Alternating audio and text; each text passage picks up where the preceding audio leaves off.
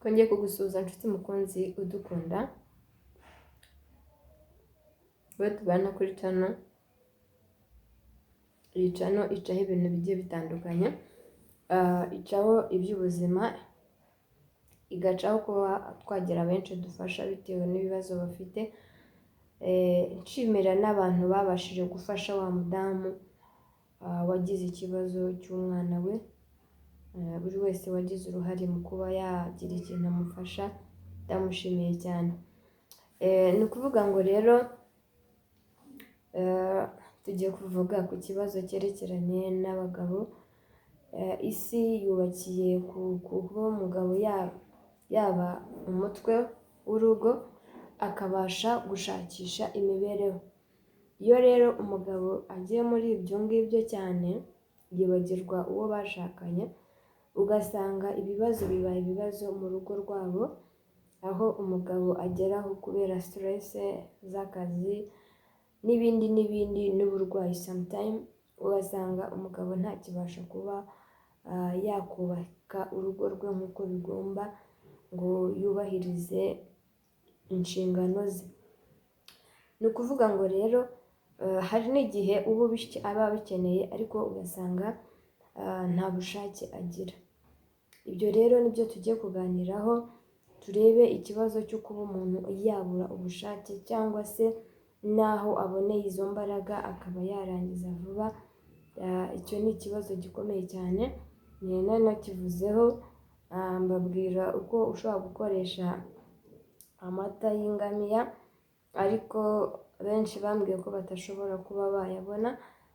Ni nayo mpamvu nongeye gutegura ikindi kiganiro umugabo yaba yakoresha kugira ngo akire ikibazo cyo kurangiza vuba cyangwa se ikibazo cyo kubura ubushake. Turabakunda. Niba rero ukigera kuri channel yacu, iyi channel ni nziza kuko icaho ibintu byubaka ubuzima. Please kora subscribe kandi ukore ku nzogera kugira ngo tujye tubana mu biganiro byacu bya buri munsi. Njyewe uri kubona ni njye Kamere Dalila, tubana kuri ino channel. Ikintu cya mbere rero umugabo ugomba gukora, cya mbere na mbere ugomba kunywa imiti. Ugomba kuba wagura shubiri. Shubiri ni umuti ubasha kuba wavura indwara nyinshi zo mu nda, inzoka, ibintu byinshi bigiye bitandukanye, za amibe. Kagura amafaranga makeya, kagura amafaranga 500, aho baguhenze bakakaguhera 1000, kandi karavura pe. Ugomba ukagafata ukagateka muri litiro y'amazi, ubundi ukakanywa. Wamara kukanywa ukaba wagira ubuzima bwiza. Ari nabyo tugiye kurebera hamwe, ese n'iki wakora mu gihe ufite ikibazo cyo kurangiza vuba. Mu gihe ufite ikibazo cyo kurangiza vuba ntugire n'ubushake, biterwa n'ibintu byinshi bigiye bitandukanye. Niyo mpamvu rero mba nateguye ko hari byinshi twaganira. Nk'uko mbivuze, ukoresha iyo shubiri, warangiza kuyikoresha ugategereza, akaba ari byo ngiye kukwereka ibindi wakoresha mu gihe ufite iki kibazo cyo kurangiza vuba kugira ngo gikemuke burundu. Shubiri ntabwo ihenda, aho wajya hose ukabaza ngo ndashaka shubiri, cyane cyane y'Inyamirambo nta hantu utayibona, cyangwa abantu bajya Tanzania zikunda kuboneka cyane, kuko ni umuti ukomeye cyane kuri wa muntu ufite ikibazo cy'inda w'umugabo. Kandi iyo umugabo afite ikibazo cy'inda, urabyumva nawe kugira ngo akore akazi nk'uko bigomba mu buriri biragora cyane, kuko usanga nyine bitameze neza.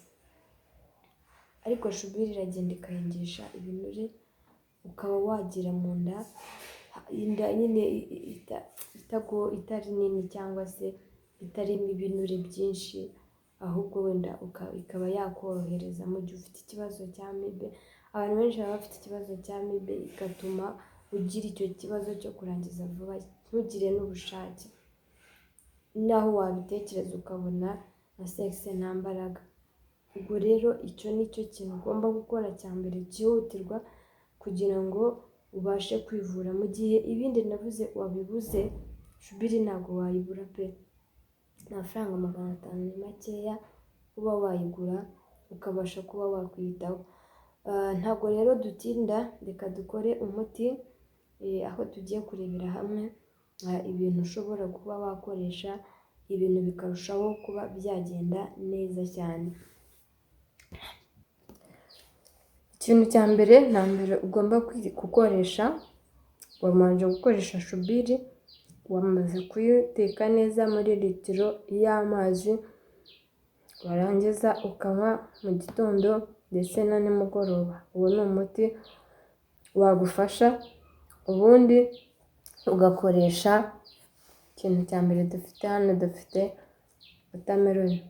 Nayiriye nsigaza iyo nza kuberekeraho kugira ngo mube mwasobanukirwa. Ikintu rero ukoresha, abagabo benshi bazi ko watermelon ari iy'abadamu, ariko namwe bagabo irabareba cyane.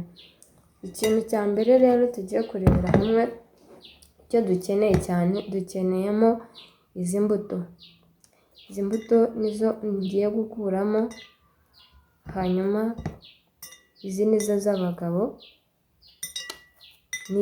Iki cy'umutuku wagikoresha, ariko niba ugiye gukora umuti uba ukeneye utu tubuto tw'umukara turimo hano imbere, tubasha kuba twafasha umuntu ufite ikibazo cya prostate. Mu gihe ufite ikibazo cya prostate, ntabwo ushobora kubaka urugo rwawe ngo rube rwakomera, ariko iyo utu wadukoresheje, zino mbuto zibasha kuba zakurinda ikibazo cya prostate. Hanyuma rero izi mbuto njye zirahagije, kuko ni wowe ugiye kuba wazikoresha. Uzireba neza, hanyuma izi mbuto urazifata. Hano dufite itasi, dufite hano n'ubuki. Mbanze nyikureho nkwereke neza ko ari ubuki. Nabushyize mu gikombe kugira ngo nze kuba nabikwereka neza. Ubu ni ubuki. Hanyuma ndafata hano ikiyiko cy'ubuki,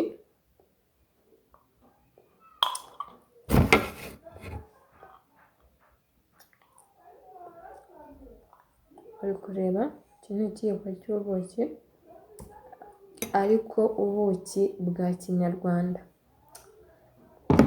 Nindangiza mfate indimu. Iyi ni indimu mfashe, imwe nayo y'inyarwanda. Ibi ni ibintu byoroshye wakwikorera mu gihe ufite iki kibazo. Ndayishyiramo hano muri iki gikombe, muri iyi tasi. Hamwe nari nashyize ubuki,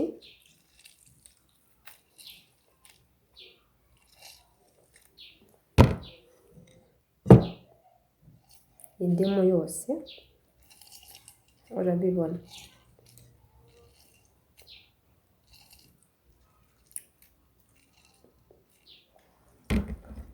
Nurangiza ubivange, ariko ibi ngibi ubikoresha mu gihe ari wa mugabo ufite inda.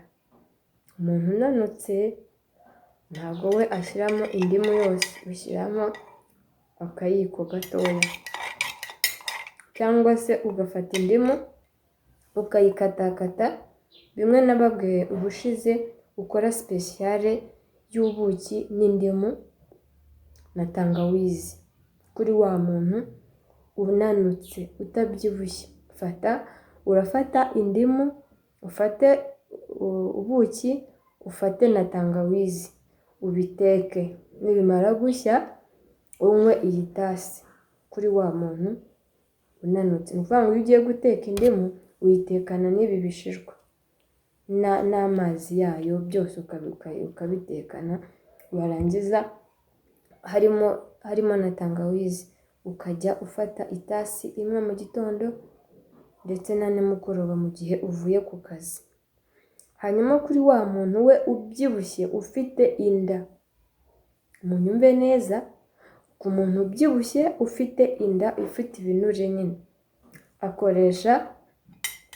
we afata ubuki, agafata indimu yose, yarangiza mu ndimu yose ushyiramo ibiyiko bibiri, njye nuko nashyizemo ikiyiko kimwe, ubundi ukanywa ikiyiko kimwe n'igice mu gitondo, ikindi ukakinywa nimugoroba. Hanyuma hano tuba dufite gukoresha na tungurusumu. Tungurusumu zarabuze ariko ntacyo bitwaye. Izi tungurusumu urazifata mu gihe utabonye shubiri. Mu gihe utabonye shubiri, ariko byaba byiza ubonye shubiri. Hanyuma ariko mu gihe utayibonye, abantu ntabwo batuye ahantu hagize, ufata utu dutete. Izi ngizi 3, 1, 2, 3, ukadufata ukatonoraho bino bishishwa by'inyuma, ariko ntugende ngo ugure zimwe batonoye zo ku muhanda, oya, uzagura intuze garike zidatonoye, wowe uze uzitonorere. Hari abantu rero badakunda impumuro ya tungurusumu, aribyo ngiye kubereka kuri wa muntu utabashije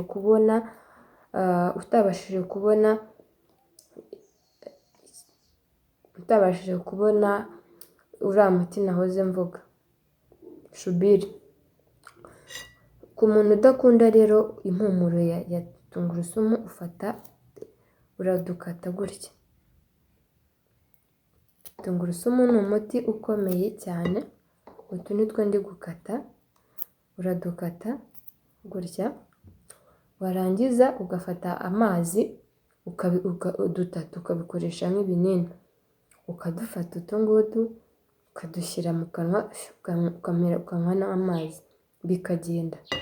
Izi ngizi zibasha kurwanya inzoka, izo za amibe, ubikora mu gitondo ndetse na nimugoroba. Ubwo ni udutete 6. Hanyuma ubwo ndumva wamaze kubyumva ku muntu utabonye shubiri. Hanyuma kuri za mbuto twakuye muri watermelon, izi ngizi urazifata ukazihekenya, warangiza ukanywa cya cyayi kuri wa muntu unanutse, wafashe icyayi cya speciale, ugafata icyayi cyo watetsemo tangawizi, indimu n'ubuki, ariko nta majyane arimo. Warangiza ugafata izi ngizi ukazihekenya, tuno tubuto twavamo watermelon, ukazihekenya kuri wa muntu wakoresheje icyayi. Naho wa wundi wakoresheje indimu n'ubuki, nawe iyo arangije yabonye na shubiri, akoresha utu ngutu nanone, nawe araduhekenya. Ushaka kurya watermelon,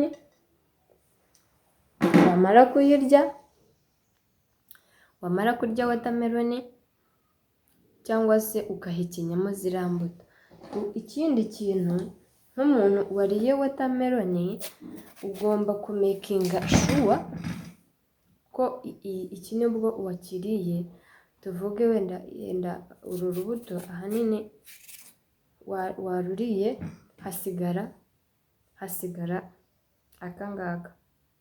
Iyo hasigaye kano, wowe ukuraho wayiriye, ukuraho iki ngiki cyari cyegeranye n'intuze n'igishishwa cy'inyuma, iki cyenda kuba umweru. Iki kibasha kujya gukora ku mitsi rega na hariya hasi ni umutsi, gukora ku mitsi ku buryo amaraso zibura imitsi imwe n'imwe itembereza amaraso yo ku mutima, hanyuma ukaba umutima wabasha kohereza amaraso muri kiriya gice mu buryo butagoranye, hanyuma ibintu bikaba byagenda neza. Urumva rero ko ari ibintu byiza kandi bitagoye kuba wabibona, ntabwo bigoye pe. Buri wese namusobanuye ku muntu ubyibushye no ku muntu unanutse ibyo ushobora gukoresha mu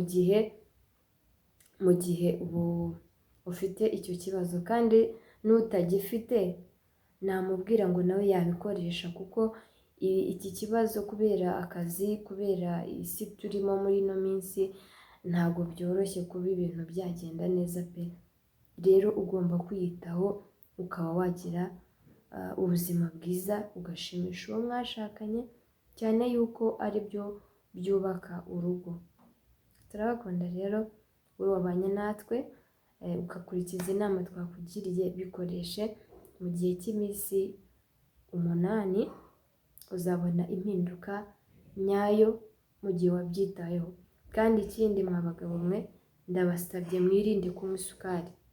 Nubwo isukari ihenze, ariko isukari ntabwo ari nziza ku bagabo, keretse wa muntu ubasha gukora siporo, insulin ikabasha kuba yasohoka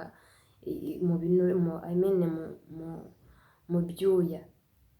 Ariko wa muntu uzi ko udakora amasiporo, isukari nayo iragenda igatuma uba weak. Mu gihe rero utakoresheje icyayi cya sipesiyare, ujye ukoresha icyayi cya teve.